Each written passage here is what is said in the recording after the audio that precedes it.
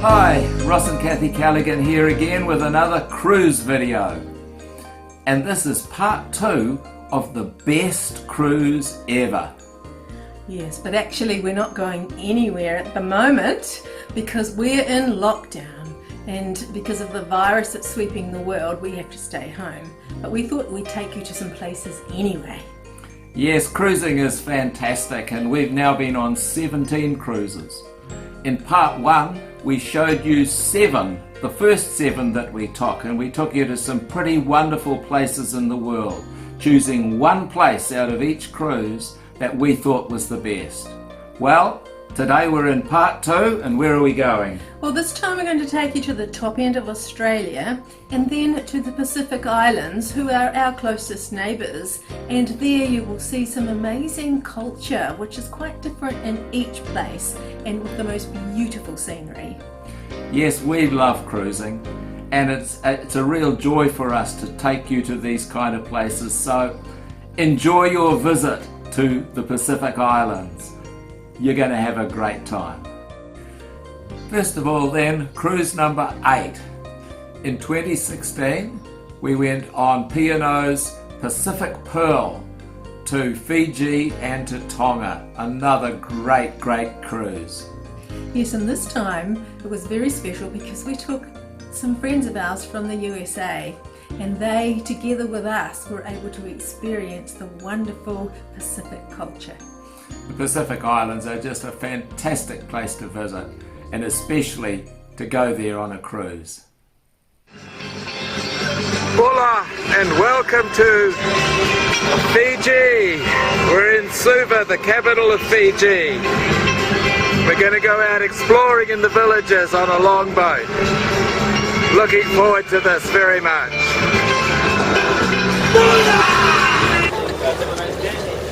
We're going up the river to the village on these little longboats. Unfortunately it's slightly wet, so we've got our little mermaids here. Looking forward to the trip. Yeah. It's a bit of rain. It's not cold.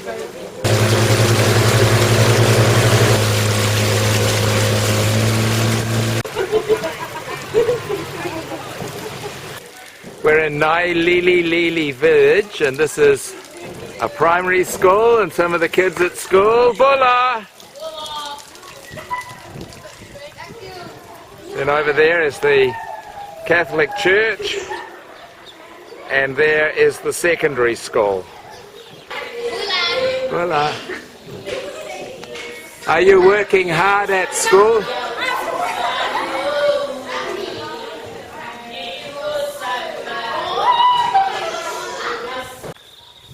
So this field behind us is very historic. It's the first field where a rugby ball was kicked. And look where it took them. Now Fiji's Go a major player. Yeah, go Fiji.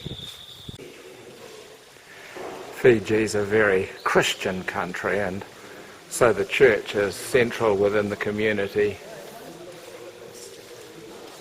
How are you today? Very good. Squeezing. Bring plastic.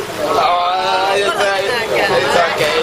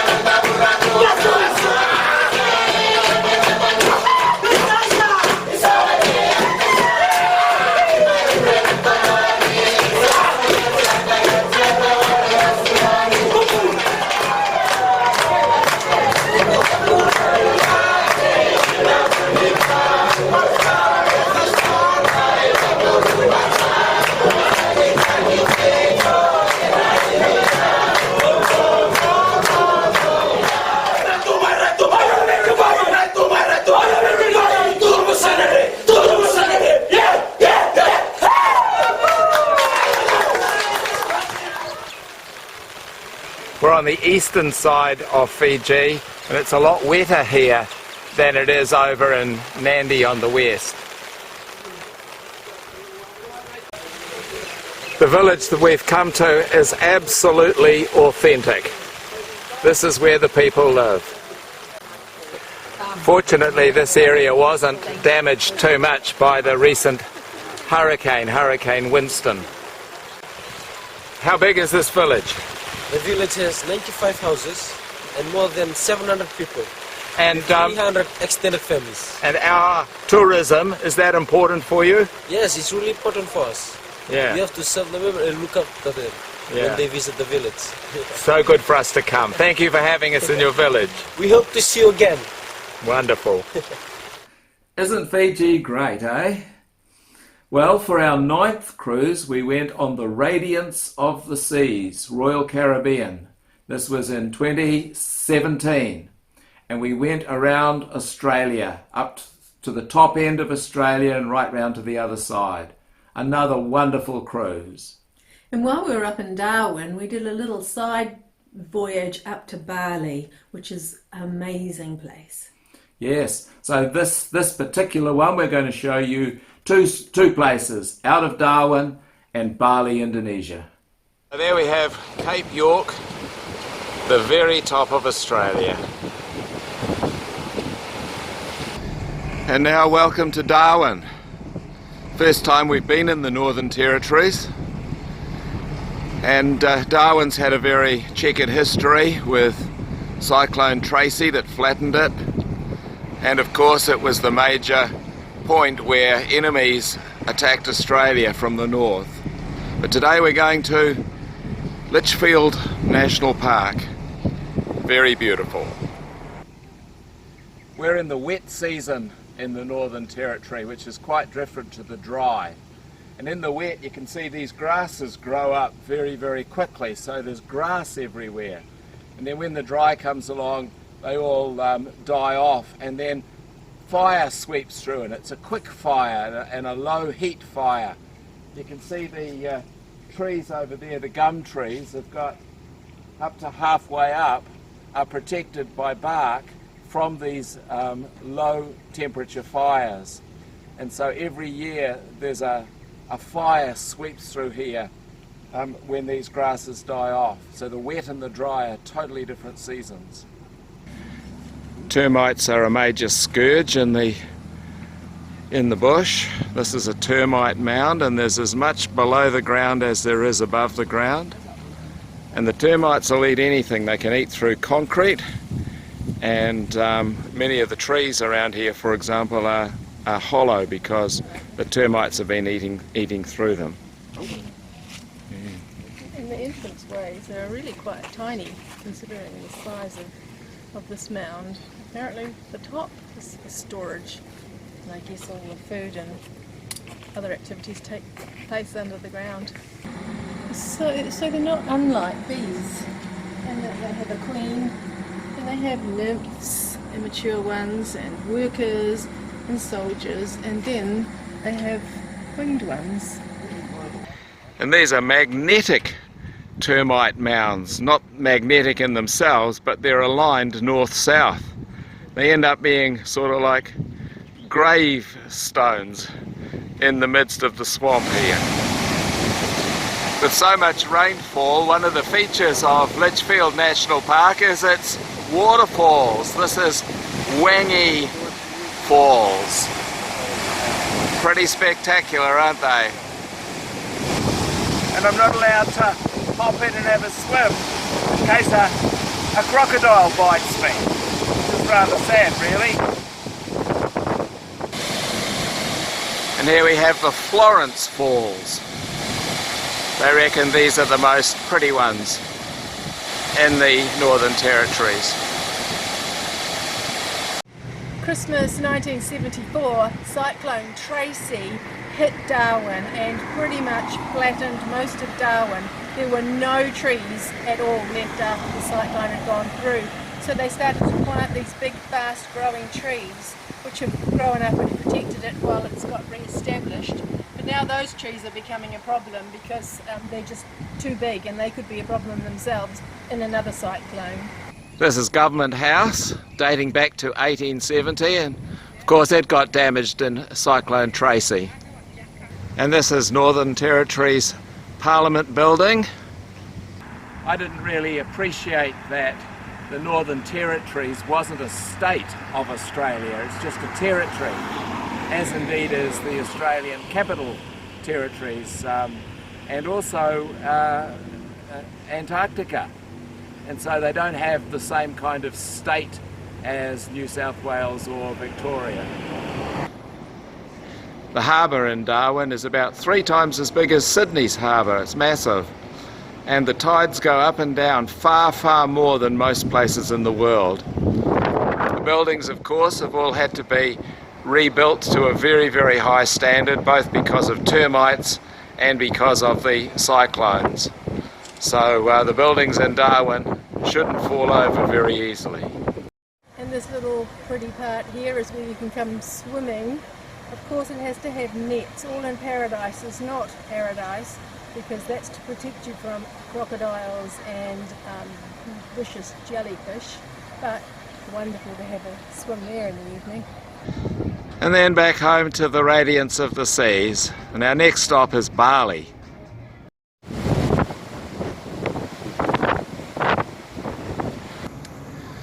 Selamat pagi and welcome to Bali, Indonesia.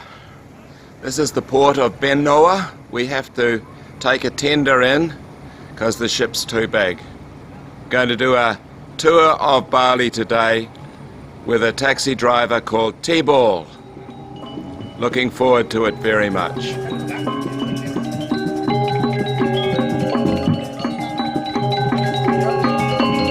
We're now in a typical Balinese village, and this is the kitchen. The different functions of the house are in separate buildings. There's the cat and the stove. This is the most important room in the house. It's the ceremony room where the various ceremonies take place through people's lives, from babies, through the filing of the teeth, through coming into adulthood, weddings and funerals, and the body lays on the bed there. Well, this is the bedroom, and amazingly it's cool in there. They have a couple of little low-lie beds, and they're quite comfortable. And the thatched roofs. And every home has its own temple. And of course in a Hindu house you put out the little offerings each day. And every 6 months the priest comes to the family home temple to conduct the ceremonies. And the cocks here are for fighting, and when they lose they are lovely for dinner. There's the well, and in this area is where the rice is prepared. They eat rice each day. All modern conveniences. This is the bathroom where you clean your teeth, and the typical Asian toilet and bath. And really great to have one of these as part of your house. Good for eating too. It's incredible to me that this whole complex here, with all the different buildings, which are actually rooms, are just one person's house, and it occupies quite a big area of land. So this is very much the traditional way of living in Bali. Selamat pagi. We're now in the local village Hindu temple. You have to put the sari on first so that you look nice.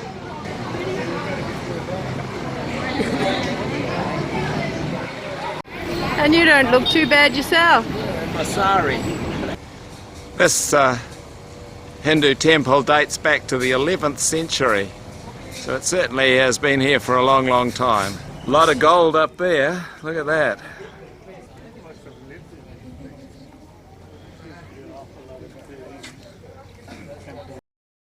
Now we're going to monkey forest. We're gonna see all your daughter, or all your friend, and all your brother up there. See you later. So here come my brothers and cousins, eh?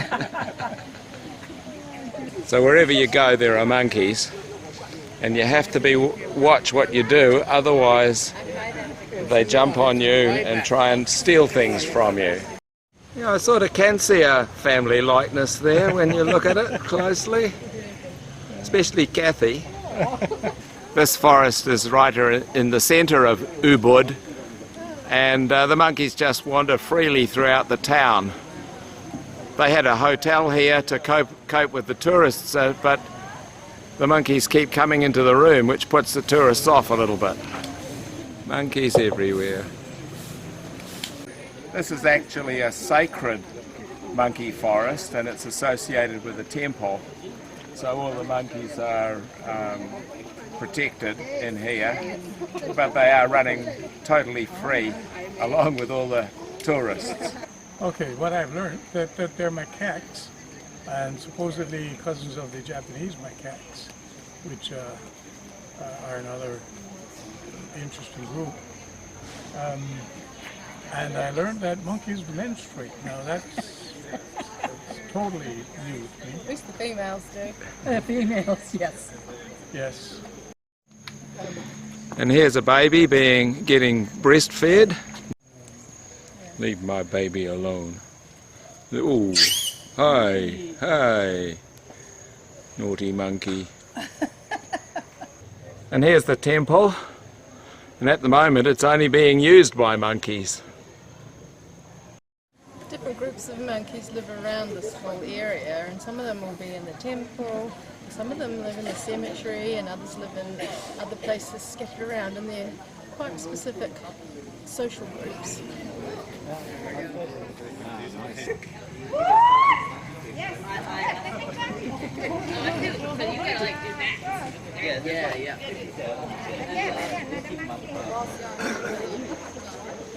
This one's the boss. Yeah, oh. Everyone else jumps when the boss moves.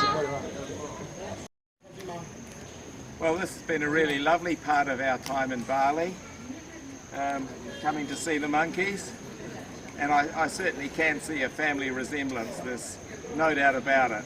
Yeah, definitely Callaghan genes. You reckon? So typically Asian, isn't it? Yeah, school's out, so the kids are off home at lunchtime. To pick them up. Now we have to get over to that other corner over there, so this will be fun.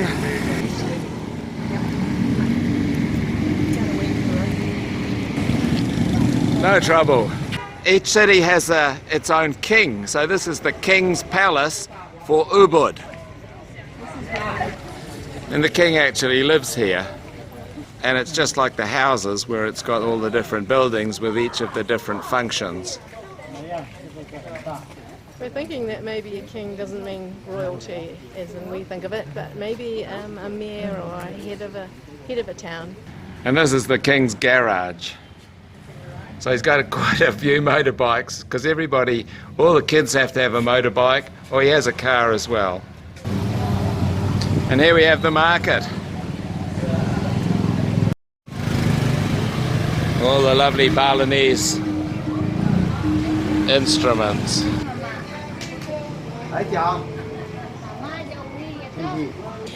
Silver is particularly important in Bali, so that you'll always be able to buy lovely silver products. Like those ones. Yeah. Lots of lovely light fabrics, beautiful colours.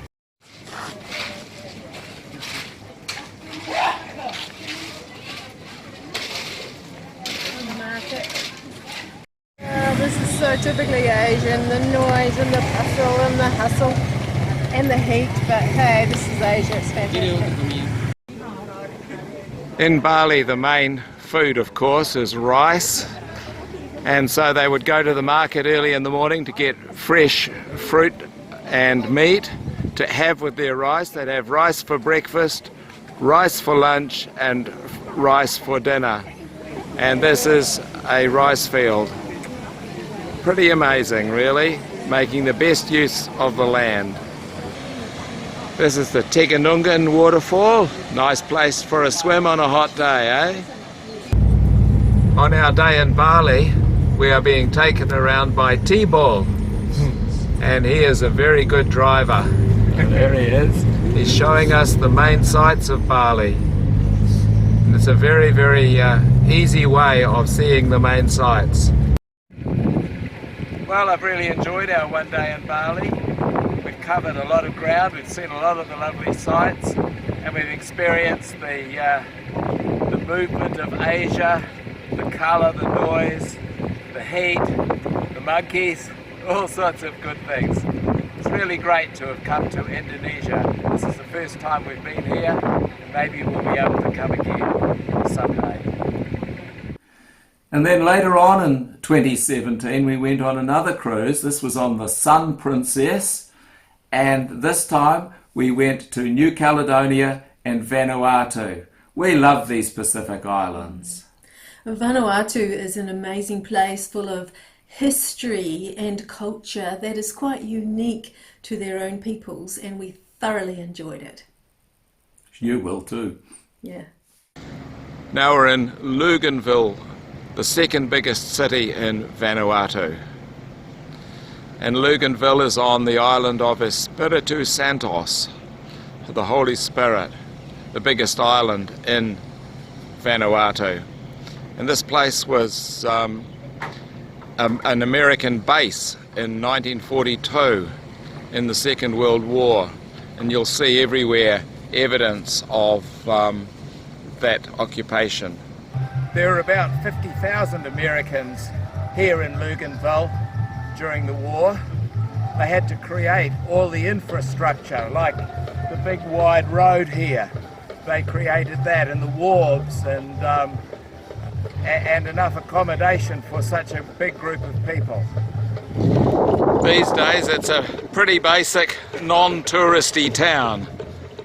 See the old wharves over there? This area is really great for diving because the SS President Coolidge hit a couple of mines, American mines, and sunk just off here. So great for diving. Then at the end of the war, the Americans just took off and left Luganville. And they got all of their stuff, their tanks, and their cars and trucks and rockets and cranes, and just dumped it in the sea.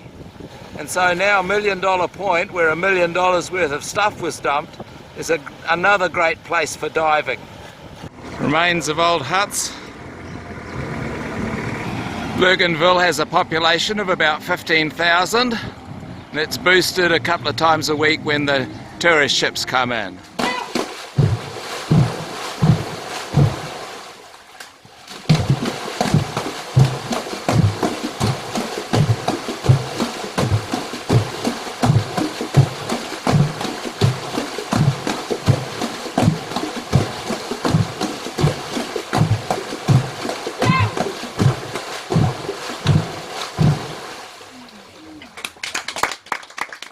That song means we love you. So this is the man who makes the kava. Yes. When we have some big location. This is the kava, and when you take it, it solves all your problems.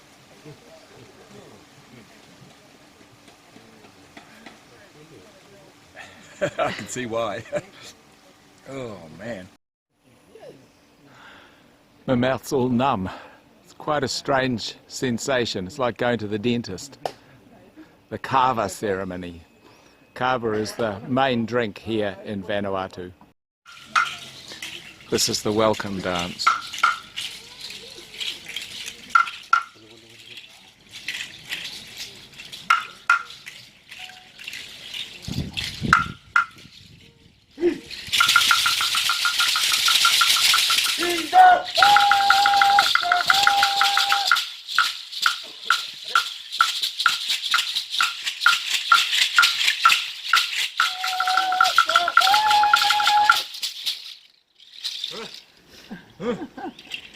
This is the kava dance. He's had too much kava.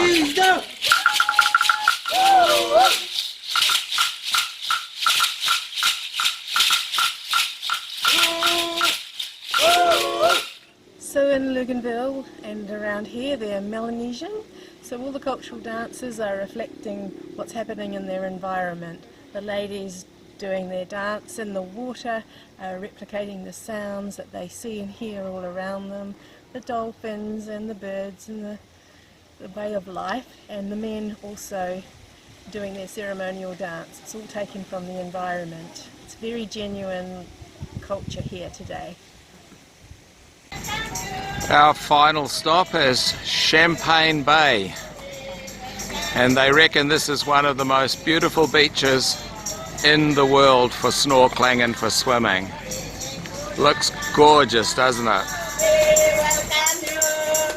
We welcome you to Champagne Bay. We welcome you.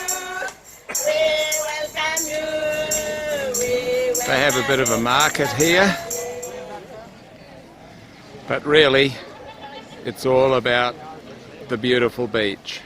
It's beautiful, beautiful, soft, golden sand. It's just lovely to walk on, lovely feel, very tropical. Yeah, and the water, look at the colour. Yeah.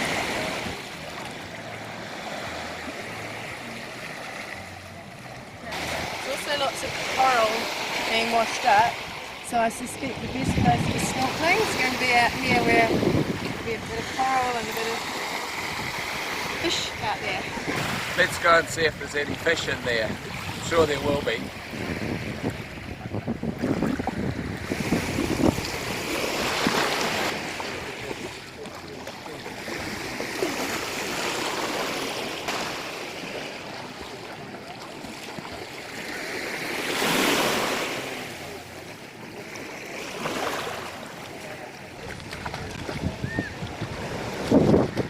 There he comes. So how was that?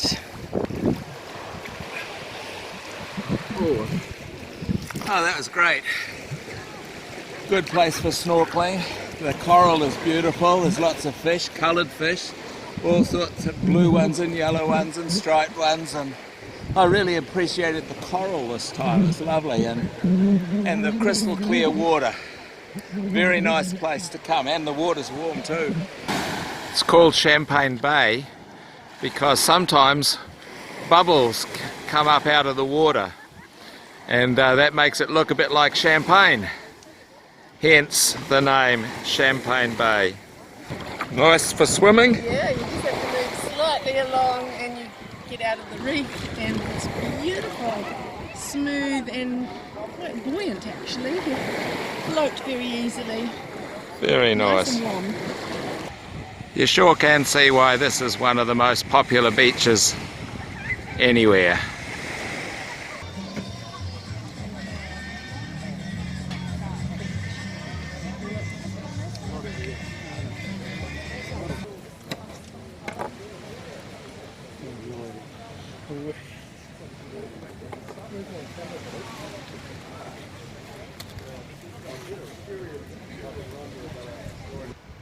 Now we're going for a trip inland to a blue hole, which is great for swimming. There's the church and the health centre. And there's the village community hall. Cooking the copra. Yeah. And there's the skull. Now this is a blue lagoon. Comes down from the mountains. Beautiful crystal clear blue water. So we're going to have a swim. Oh yes, that's lovely. Beautiful. So clean and fresh and beautiful. What a great way to finish our tour by coming to this blue lagoon. Yeah. So refreshing, so clean, and so Vanuatu. What a gorgeous part of the world. Champagne Bay, Vanuatu. Then in 2018 we went on a cruise on the Pacific Aria to Papua New Guinea. And for me, this was one of the most interesting, fantastic cruises I've ever been on. Just incredible. Sure was amazing. The people of Papua New Guinea are so friendly, and we enjoyed actually talking with the locals and letting them tell us their stories. It was wonderful. So if you've got any opportunity, any possibility of taking a cruise to Papua New Guinea, take it. It's a fantastic place to visit. Well, we made it to New Guinea, and this is Alotau, the capital of the Milne Bay province. It's about 75,000 people. And the day's work has begun for the locals. We're in Alotau at the Cultural Centre, and in the Cultural Centre all the different people groups come together to show their traditional dances and their traditional costumes and present their way of life.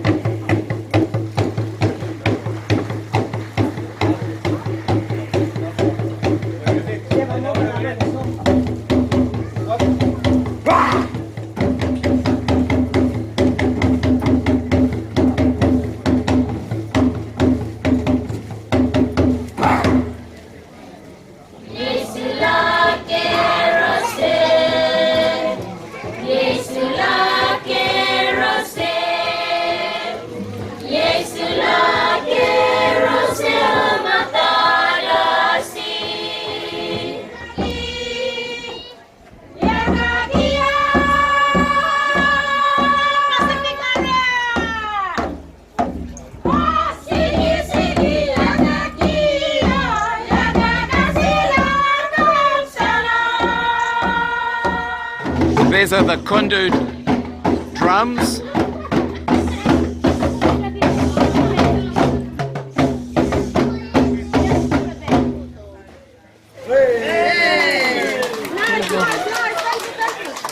Thank you.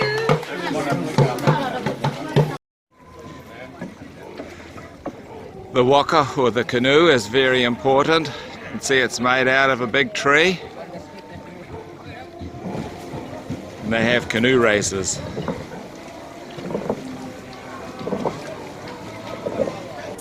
So each cultural group has their own costume and the way that they adorn themselves.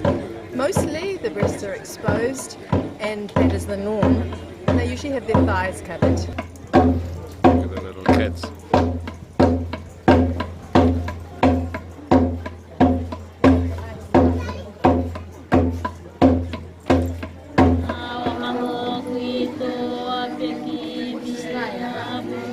You are beautiful singers. You are beautiful singers. Tell me about the what you are chewing. Betel nut. Betel nut. Yeah. This is our PK. Okay. We chew chewing gum, and our chewing gum is the betel nut. What does it taste like? It's a bit bitter. Bitter? Yeah. And then we have to take lime and the mustard to make it red. Okay. Okay, this is the hard one. This is the hard betel nut. Okay, that's the clean one. She'll do the demonstration. Okay, she's chewing it. After that, she'll open the lime. This is the lime and this is mustard. Hot betel nut. And then Then she'll we'll apply mustard. We'll put mustard to mix it with lime. Yeah. Good. It makes it red. Okay. So here goes, it called our lipstick. Yeah. Yes. And does that make you more beautiful? Yes. And makes, when we don't chew we feel lazy.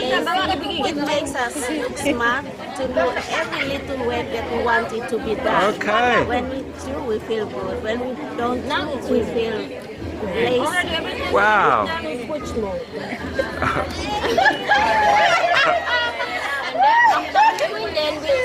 Then everything is done.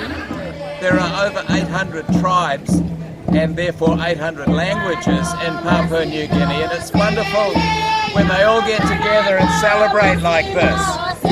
Most of the time they're celebrating. Every now and then, of course, there's war, and that's why we saw the warriors doing their thing as well. It's wonderful to be here. This is a memorial for the Battle of Milne Bay that took place here in 1942. After the Japanese attack on Pearl Harbor, they started working their way down through the Pacific, and the Australian forces came up and tried to repel them as they worked their way through Papua New Guinea. There was a big battle here, which the Australians finally triumphed and pushed the Japanese back. This is the harbour at Alotau. Obviously, fishing is very important.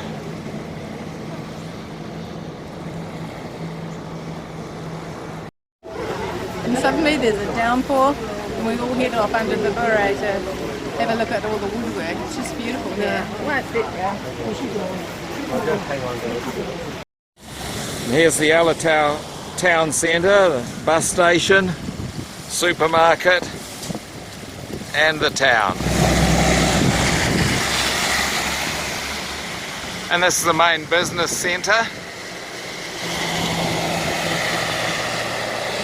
So Alotau's not really very big. It's actually quite pleasant.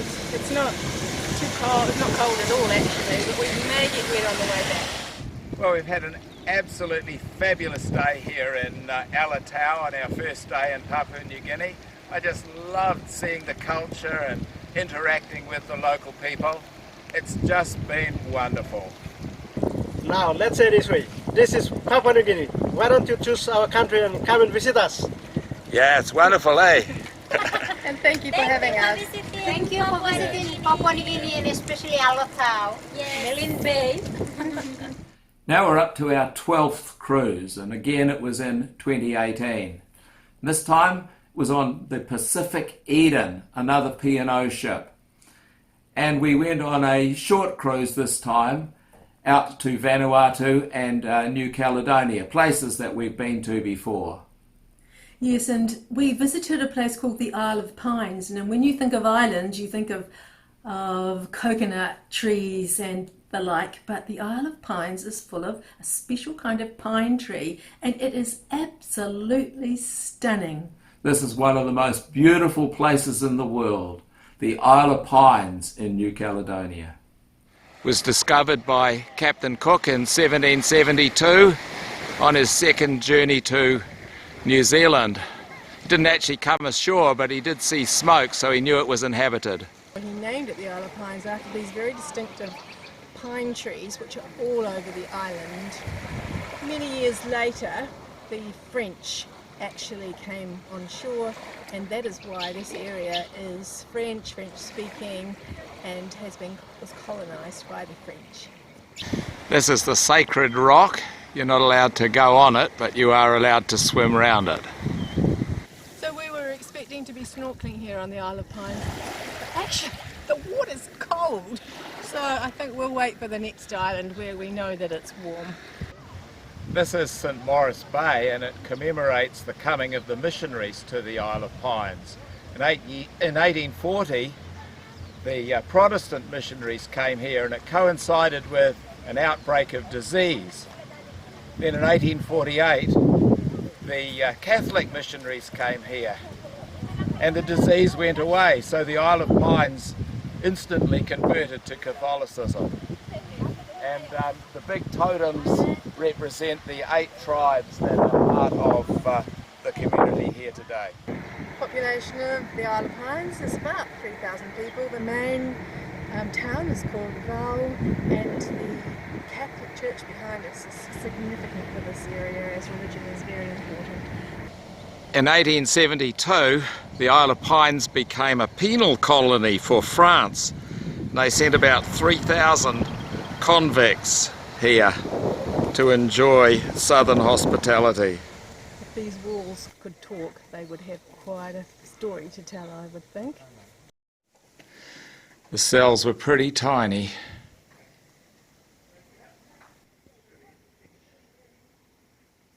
Housing's pretty basic. in the village, but they do have a nice compound around their houses. And there's a nice hotel resort here too. The main beach on the Isle of Pines is Kuto Beach. Get the beautiful white sand and the beautiful colours of the sea. And you can certainly see why it is called the Jewel of the Pacific. It's gorgeous.